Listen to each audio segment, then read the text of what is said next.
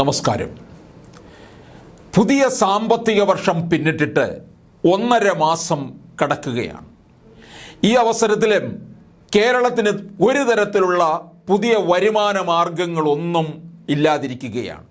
കടത്തിനു മേൽ കടം കയറി മൂടോടെ മുടിഞ്ഞുകൊണ്ടിരിക്കുകയാണ്.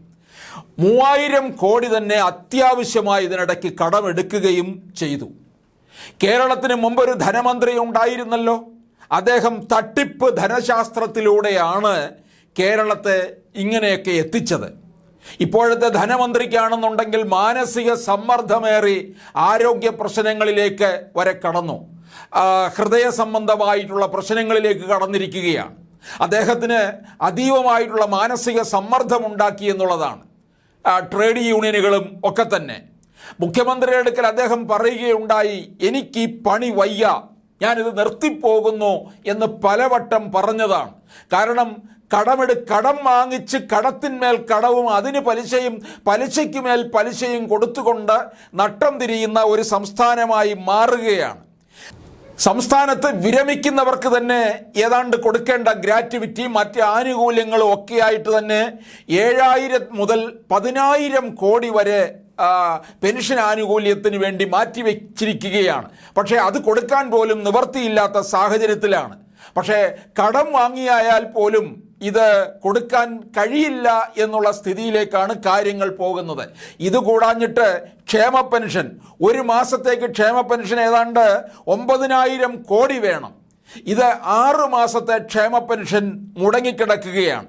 ഇതിനിടയ്ക്കൊക്കെയാണ് നമ്മളൊരു നാണം കെട്ട വാർത്ത ഇപ്പോൾ പുറത്തു വരുന്നത്. അതായത് ലോക കേരള സഭ എന്ന് പറയുന്ന ലോക തട്ടിപ്പ് സഭയുടെ 4ാം പതിപ്പിന് വേണ്ടി സർക്കാർ 2 കോടി മാറ്റിവെച്ചിരിക്കുന്നു. അതുപോലെ തന്നെ അതിനെക്കുറിച്ച് വിദേശങ്ങളിൽ പ്രചാരണം നടത്തുന്നതിന് വേണ്ടി 1 കോടി മാറ്റിവെച്ചിരിക്കുന്നു. ഇതിപ്പോൾ ഒരു സർക്കാർ ഈ 2 കോടി 1 കോടിയൊക്കെ മാറ്റിവെക്കുന്നു എന്ന് പറഞ്ഞാൽ അതൊരു ചെറിയ തുകയായിരിക്കാം.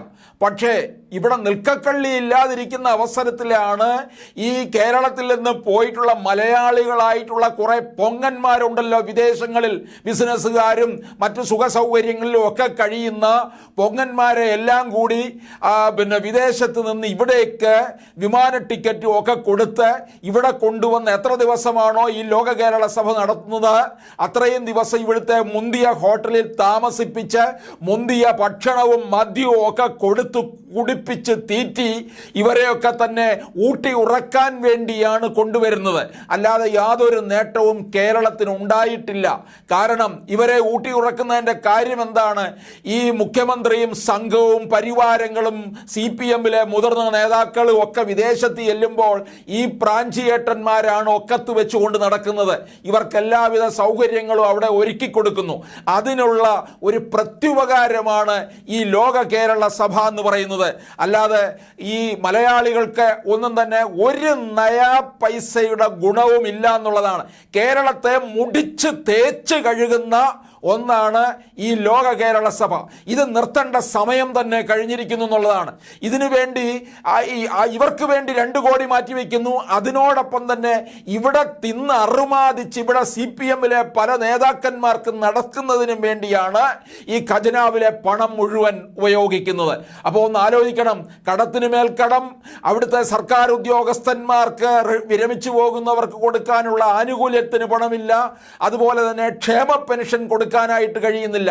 ഈ അവസരത്തിലാണ് വിദേശത്തുള്ള പ്രാഞ്ചിയേട്ടന്മാർക്ക്, പൊങ്ങന്മാർക്ക്, ആ പുങ്കവന്മാരെ തീറ്റാൻ വേണ്ടി ഇങ്ങോട്ടേക്ക് കൊണ്ടുവരുന്നതിന് വേണ്ടിയാണ് ഇത്രയും തുക മാറ്റിവെച്ചിരിക്കുന്നത്. അതും ഈ ഒരു കഷ്ടകാലത്ത് തന്നെ ഈ 4ാം പതിപ്പ് ഇവിടെ നടത്തുന്നതോടുകൂടി തന്നെ ഈ പ്രാഞ്ചിയേട്ടന്മാർ വന്ന് കേരളത്തെ മുടിപ്പിക്കും എന്നുള്ളത് തീർച്ചയായിട്ടുള്ള ഒരു കാര്യമാണ്.